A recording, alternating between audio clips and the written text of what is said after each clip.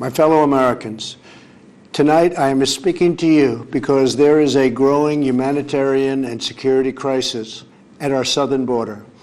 Every day, Customs and Border Patrol agents encounter thousands of illegal immigrants trying to enter our country.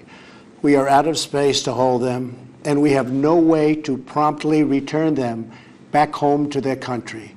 America proudly welcomes millions of lawful immigrants who enrich our society and contribute to our nation.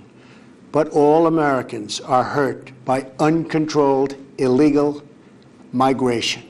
It strains public resources and drives down jobs and wages. Among those hardest hit are African Americans and Hispanic Americans. Our southern border is a pipeline for vast quantities of illegal drugs, including meth, heroin, cocaine, and fentanyl. Every week, 300 of our citizens are killed by heroin alone, 90% of which floods across from our southern border. More Americans will die from drugs this year than were killed in the entire Vietnam War.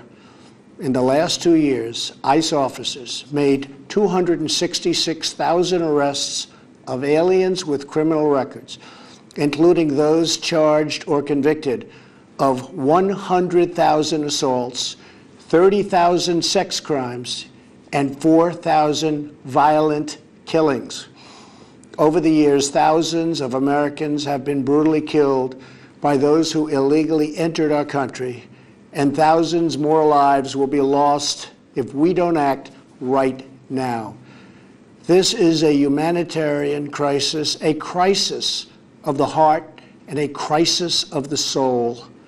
Last month, 20,000 migrant children were illegally brought into the United States, a dramatic increase. These children are used as human pawns by vicious coyotes and ruthless gangs.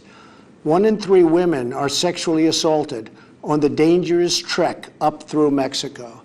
Women and children are the biggest victims, by far, of our broken system.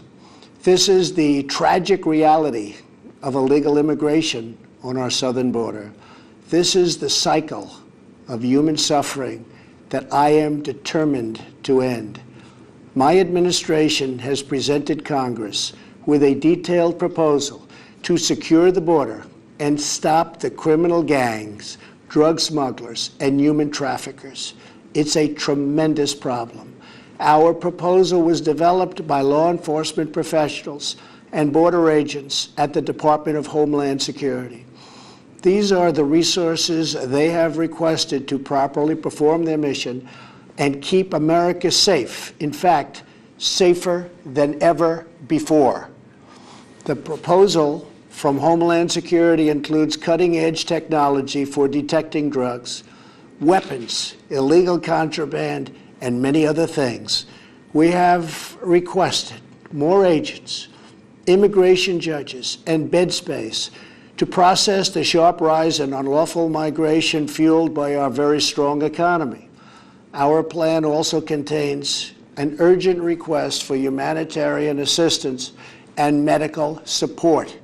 Furthermore, we have asked Congress to close border security loopholes so that illegal immigrant children can be safely and humanely returned back home. Finally, as part of an overall approach to border security, law enforcement professionals have requested $5.7 billion for a physical barrier. At the request of Democrats, it will be a steel barrier rather than a concrete wall.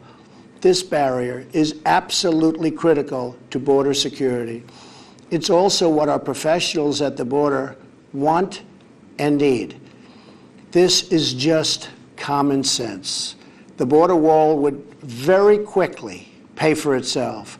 The cost of illegal drugs exceeds $500 billion a year, vastly more than the $5.7 billion we have requested from Congress.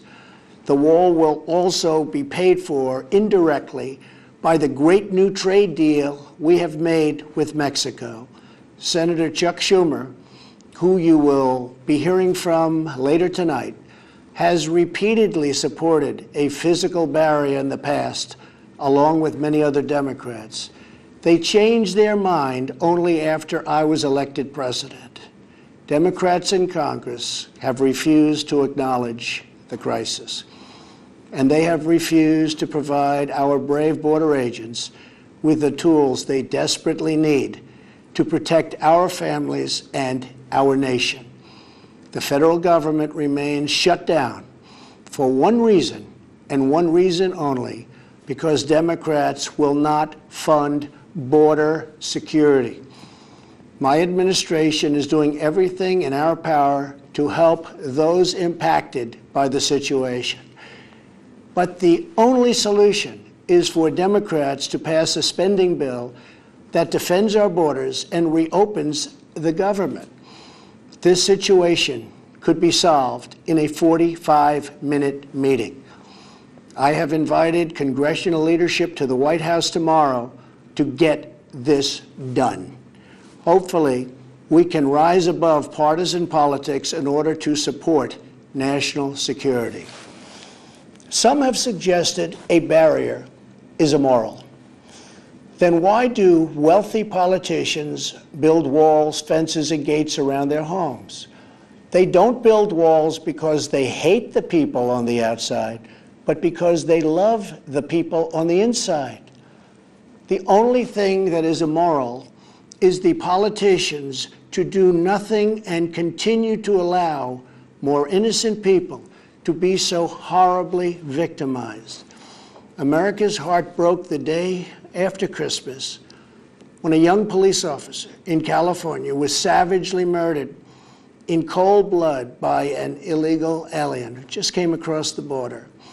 The life of an American hero was stolen by someone who had no right to be in our country.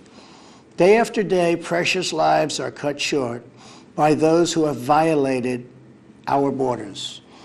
In California, an Air Force veteran was raped, murdered, and beaten to death with a hammer by an illegal alien with a long criminal history. In Georgia, an illegal alien was recently charged with murder for killing, beheading, and dismembering his neighbor. In Maryland, MS-13 gang members who arrived in the United States as unaccompanied minors were arrested and charged last year after viciously stabbing and beating a 16-year-old girl. Over the last several years, I've met with dozens of families whose loved ones were stolen by illegal immigration.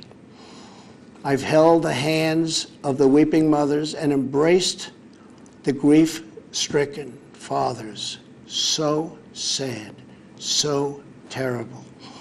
I will never forget the pain in their eyes, the tremble in their voices, and the sadness gripping their souls.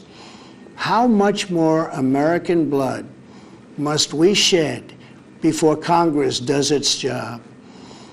To those who refuse to compromise in the name of border security, I would ask, imagine if it was your child, your husband, or your wife whose life was so cruelly shattered and totally broken. To every member of Congress, pass a bill that ends this crisis. To every citizen, call Congress and tell them to finally, after all of these decades, secure our border. This is a choice between right and wrong, justice and injustice. This is about whether we fulfill our sacred duty to the American citizens we serve. When I took the oath of office, I swore to protect our country, and that is what I will always do. So help me God. Thank you and good night.